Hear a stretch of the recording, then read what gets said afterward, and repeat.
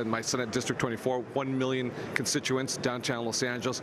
I have the freeways. I have the 2, the 5, the 10, the 60, the famous Hollywood 101 freeway, the 710, as well as the 110 freeway.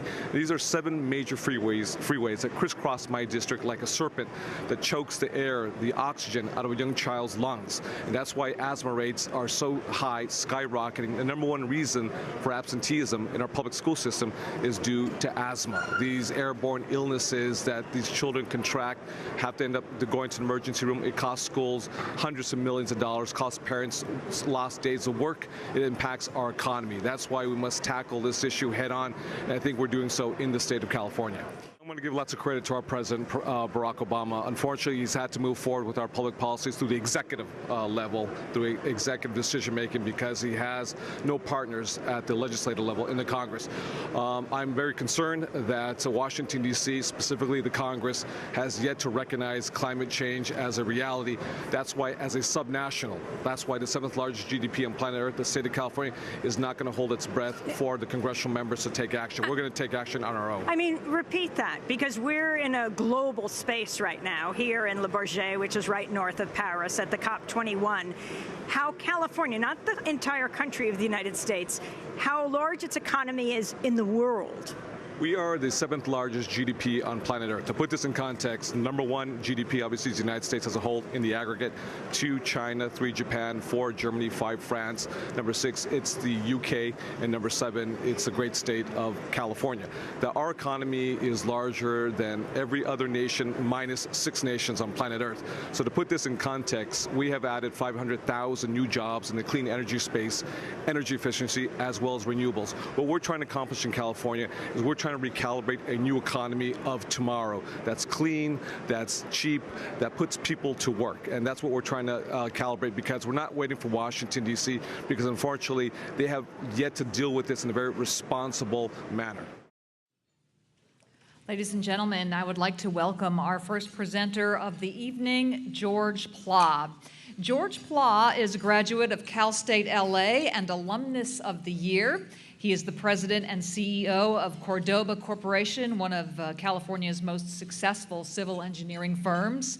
Cordoba Corporation has been the subject of a Harvard case study. George Pla is a successful entrepreneur, philanthropist, and civic leader.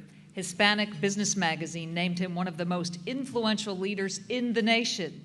He is an environmentalist and a leader in promoting STEM, which stands for Science, Technology, Engineering, and Math. His unparalleled success in business has led him to be a part of one of the most important projects of our era, from California's high-speed rail to moving the Space Shuttle Endeavor. George Pla is a thoughtful leader and a visionary, and I hope you'll give him a nice warm round of applause as he joins us now. Thank you. Good evening. Kevin, I heard DJ, but now I think we can add rock star. Watching you tonight with all the students, I think it's beautiful. Love it. It is my honor tonight to introduce Senator De León, and I'll tell you why on a rather personal basis. I was there, like many of you, when he was sworn in as the first Latino in modern history elected President Pro Tem of the California State Senate. How about a hand for that? Kevin, that was a proud day for me and many of us in California. It's been reported in the news that Kevin is the son of a single mother who cleaned houses so Kevin could attend school. From San Diego, he went on to Pitzer College, a college that wouldn't even accept my application, by the way. He's an Aspen Fellow, but I love what Kevin says and quotes his mother. He says, "She taught me the nobility of a hard day's work. And who could ever imagine that one day, from those words from his mother, that he would pass legislation to raise the minimum wage?"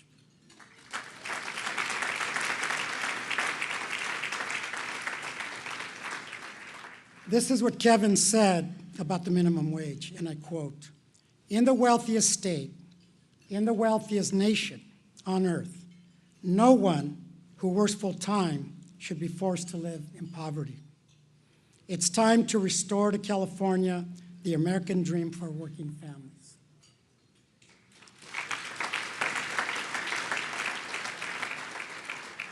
So I'm trying to picture this little boy from Barrio Logan. If you're not familiar with it, it's the Boyle Heights of San Diego.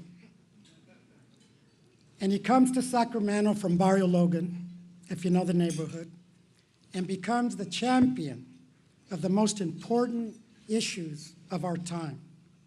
He is the author of the Yes Means Yes bill to protect students against violence, sexual abuse.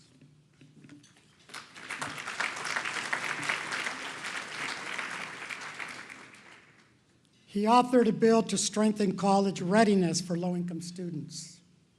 And that is not all. What about his landmark legislation, as you saw on the screen, on climate change? And you know a lot about it. A lot's been reported worldwide. Governor talked about it. But in that law, Senator De León made sure that revenue from greenhouse gas emissions went to low-income neighborhoods, creating at least 40,000 jobs, and generated in the near future billions of dollars to modernize California schools. That is a feature that only Kevin, from what is in his heart, could add to something as important as climate change. You've heard the expression, as California goes, so goes the nation. You've heard that many times. I think Kevin has a different version. As California goes, so goes the world. And that's the kind of legislation and legislator that Senator De León is. Kevin, I just have a question for you.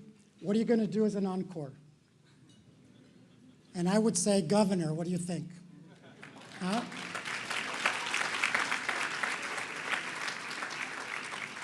Ladies and gentlemen, I introduce to you Senator Kevin De León.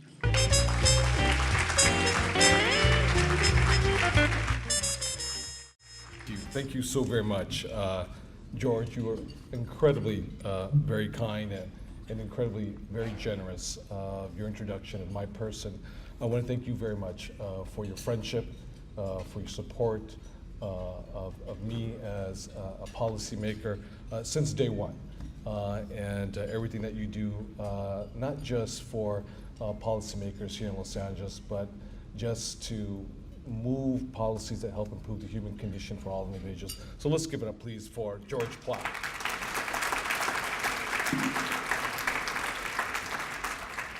Good evening, and it is an incredible, awesome pleasure to be here with each and every one of you tonight at the Pat Brown Institute.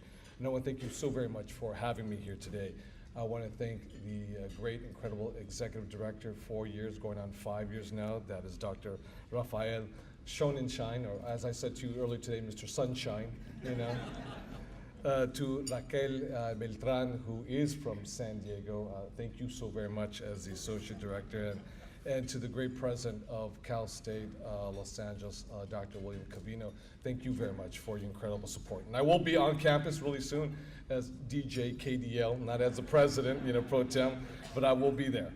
And to the incredible number of elected officials here today, as well as civic leaders, thank you so very much for being supportive of the Pat Brown Institute. I'd be remiss if I didn't say just a very special thank you to my very good friend. He was there in the trenches with me when we moved forward the highest minimum wage in the history of the United States of America, and that is Dr. Ed Hernandez. There you go, Dr. Ed Hernandez right there.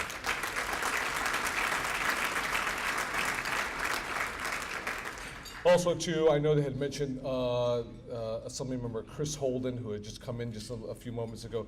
Chris Holden, a very good friend of mine, you know, from Pasadena. Thank you very much for coming, Chris. And I know you saw this in the news not too long ago. In fact, I think it was sometime last week when one of our own here in Los Angeles, Assemblymember, just passed, again, the most far-reaching measure of its kind, the paid family leave. That is Assemblymember Jimmy Gomez. Assemblymember Jimmy Gomez, right there.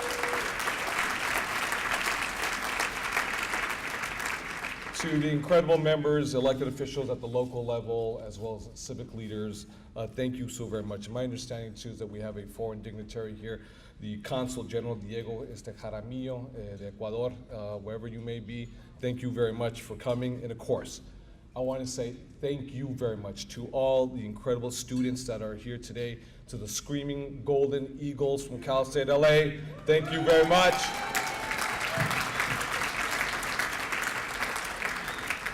I know you guys have been asking for me to spin the tables once again, so I will be there very soon.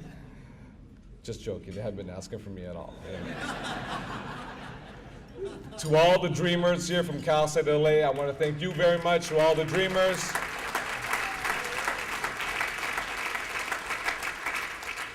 To the Choral Fellows as well, thank you very much to the Choral Fellows. To the incredible students from Boyle Heights, from Roosevelt High School, specifically to the Rough Riders.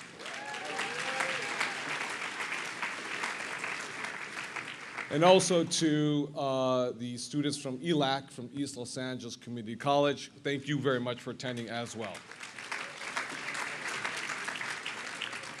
And of course, I want to recognize the other honorees here, Joel Bach, as well as David Gelber. They are helping to bring climate change into the mainstream through films and television. And the bottom line is we need more people like them. As was mentioned through the video as well as the introduction, Senate bill. With policies like Senate Bill 350, California is redefining the environmental movement as we know it today. We are democratizing the benefits of clean energy and making sure that clean air is a universal right for all individuals, irrespective of who they are and where they come from, the hue of their skin, their zip code, the language that they speak, or their legal status. We are creating policies that give voice to the voiceless. We are addressing climate change while respecting the needs and the rights of our most vulnerable communities. And very soon, our communities living in the shadows of smokestacks and freeway overpasses will breathe a little easier. What Senate Bill 350 does is that it puts us on track to generate half of our electricity from the power of the wind and sun. We will be using renewable sources, and we will harness that power of the wind and the sun. We will also double down on energy efficiency of all of our buildings by the year 2020. Therefore, every investor-owned utility, whether it's San Diego Gas and Electric, whether it's the gas company, whether it's Southern California Edison or Pacific Gas and Electric, PG&E, or right here, our Muni LADWP, all of them, by law, will be required by the year 2030 to generate half of their portfolio from clean energy and making it accessible to all individuals at a lower cost. And we will achieve this.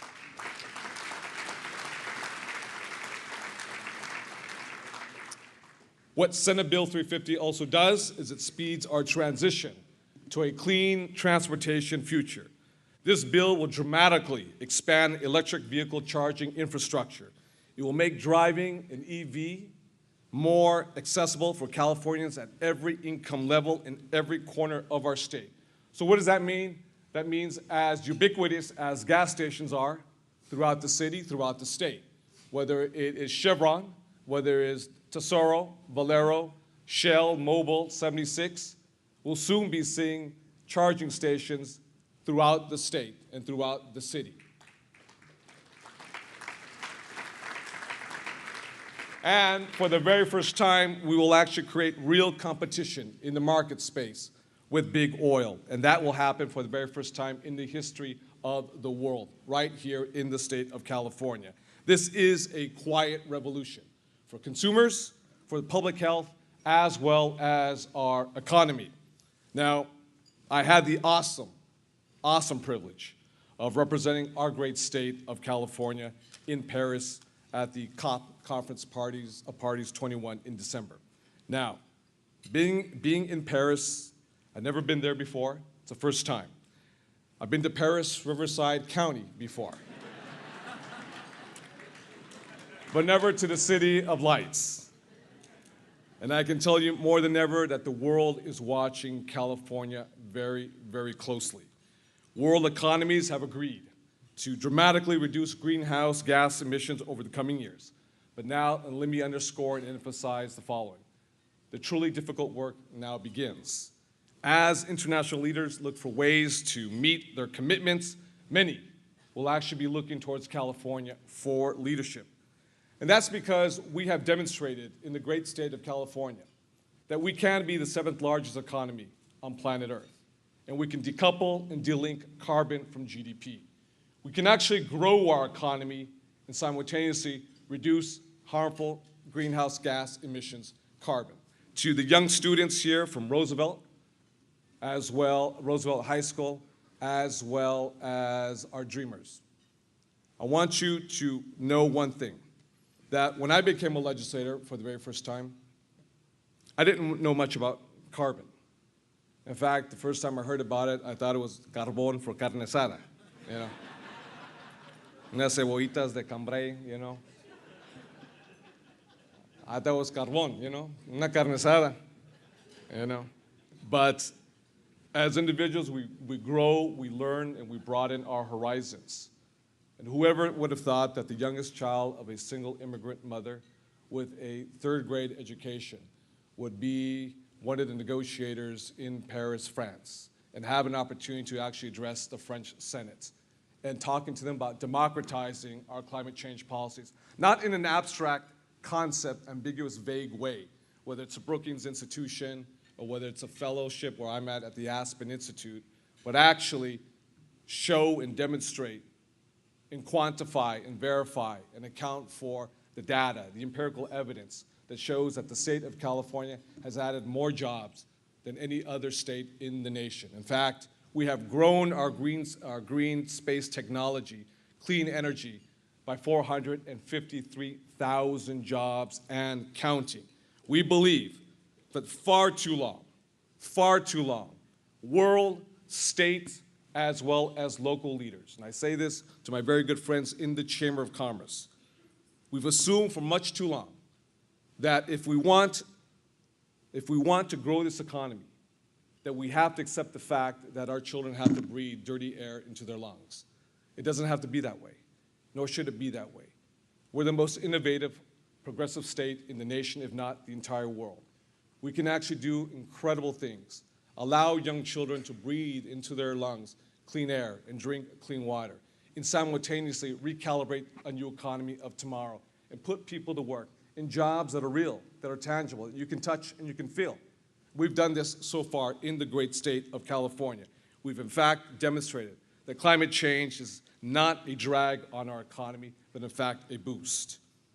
Now, we have created more than 500,000 jobs of energy efficiency as well as renewable energy in our state.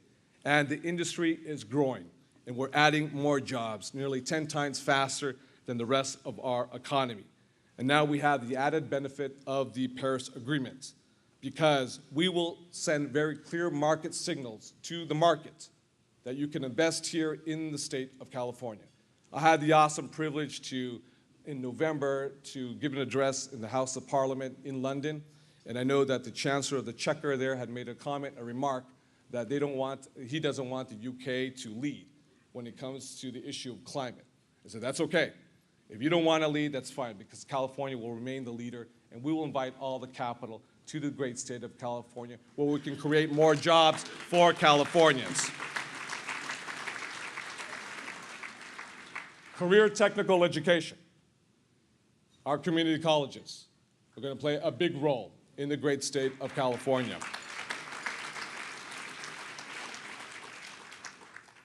And I can tell you this, that our climate policies and leadership are not coming out of Washington, D.C., nor Paris, nor London, nor Sydney, Australia, or elsewhere. They're not coming out of New York.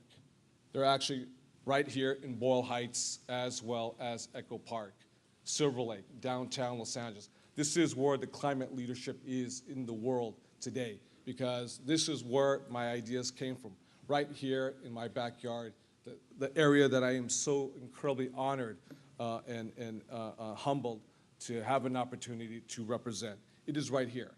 And in fact, when I was in Paris, after meeting with members of the French Senate and ministers of the economy and the environment from Israel and Australia and other nations, I went back to my apartment, I went on Skype, and I made sure we had a Skype live session with students from Marshall High School, as well as Roosevelt High School and San Diego High School.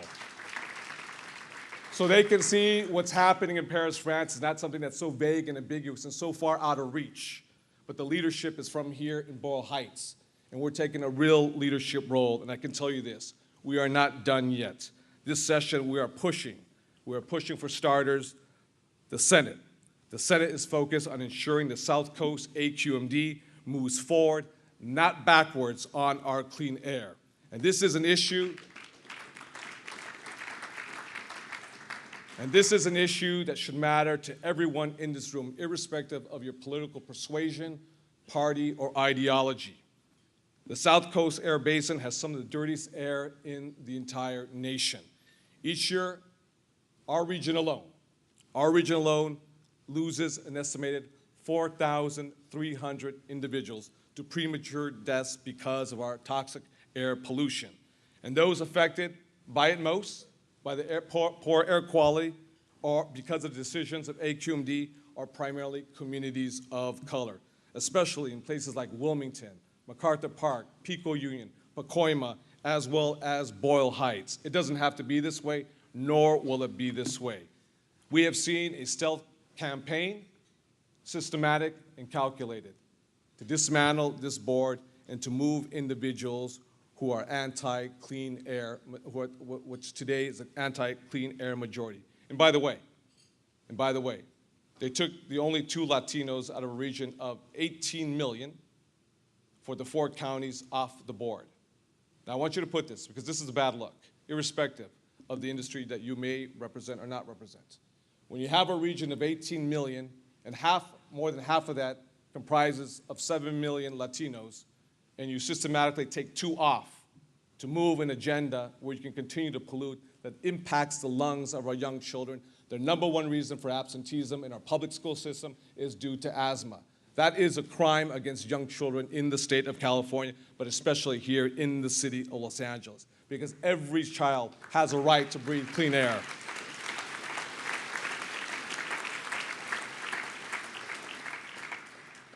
Now, I know he's not here today, but I want to give a special recognition to Senator Ricardo Lara. Senator Ricardo Lara will be tackling the most ambitious methane, black carbon, and other criteria pollutants curbing bill in the history of the nation, with aggressive statewide targets to reduce emissions by the year 2030. Now, tomorrow, in conclusion, we know that tomorrow is Earth Day. And Earth Day is our annual reminder that the clock is ticking and time is short for us to preserve a livable planet for future generations. But make no mistake, because I can tell you this, that the Earth will be just fine. The planet has evolved and adapted to extreme geological changes for eons. Rather, it is humanity and the integrity of our ecosystems, the conditions that allow us and other living beings to thrive, that are actually at stake. Fortunately, I can say this, that there is still hope. Through strategic policy innovation, with a sense of purpose and intentionality, we, in the ingenuity of our private sector, will make the changes. California has already demonstrated a path for a more prosperous and sustainable future. We must continue to accelerate the pace and ambition of our policies and investments. This will be critical to support the monumental economic and technological transition necessary to avoid a catastrophic climate impacts.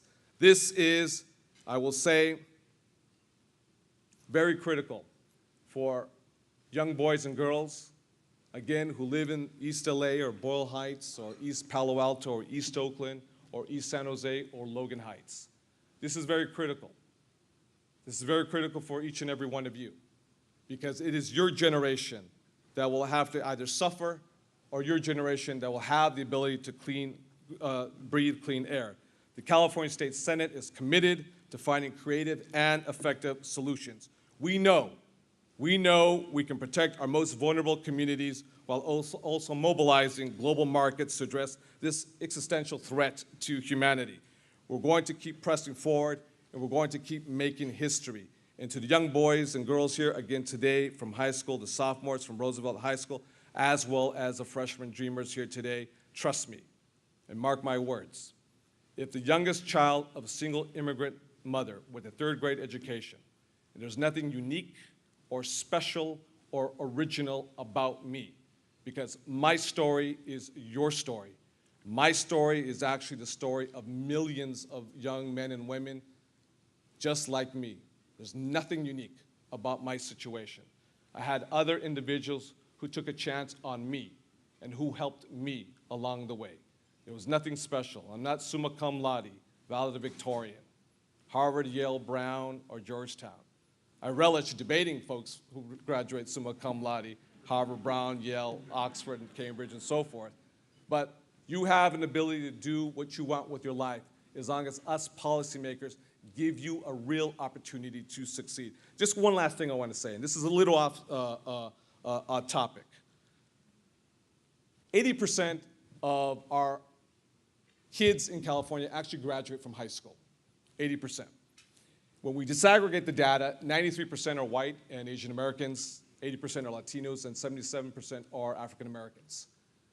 Now, out of the 80%, when we disaggregate that data, only 42% of these students are A through G eligible and ready for college admissions. That means 38% of these young men and women are not eligible because they have no access to an A through G course. Then you couple that with honors courses. And if you don't have enough honors courses on your campus or advanced placement courses on your campus, that means the system is rigged against 38% of the high school population in the state of California. We're going to change that with Senate Bill 350. We're going to change that by investing at least $100 million in our local control funding formula schools, plus schools that have 75% more poverty in the state of California, so we can create the A through G requirements. We're going to open up more enrollment slots at the University of California and make sure, not just because of your zip code, you get into the best schools, whether it's Cal, whether it's UCLA or elsewhere. But if you want to be in Cal State LA, you will get in Cal State LA as well as elsewhere. With that, thank you very much from the bottom of my heart. Thank you very much. Thank you.